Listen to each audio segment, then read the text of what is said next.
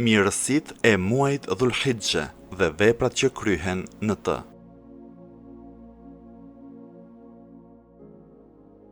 Çdo ditë nga 10 ditët e Dhulhixhes të bëhet tehlil, të thuhet La ilaha illallah, i treguar prej prijesit të besimtarve Aliut alayhi salam, i cili ka shpjeguar edhe shpërblimin e madh që ka ky tehlil.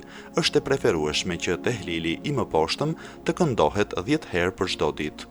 Nuk ka zot tjetër përveç Allahut, sa është numri i netëve dhe i kohëve. Nuk ka zot tjetër përveç Allahut, sa është numri i valëve të detrave. Nuk ka zot tjetër përveç Allahut, mëshira e tij është shumë më me vlerë se pasuria që ata grumbullojnë. Nuk ka zot tjetër përveç Allahut, sa është numri i shkureve e i drunjve. Nuk ka zot tjetër përveç Allahut, sa është numri i fijeve të flokëve dhe i qimeve. Nuk ka zot tjetër përveç Allahut, sa është numri i gurëve e i plisave. Nuk ka zot tjetër përveç Allahut, sa është numri i lëvizjeve të kapakëve të syve. Nuk ka zot tjetër përveç Allahut në natën kur fillon të erësohet dhe në mëngjesin kur fillon frymëmarrja. Nuk ka zot tjetër përveç Allahut, sa është numri i errave në stepa dhe i shkëmbimve.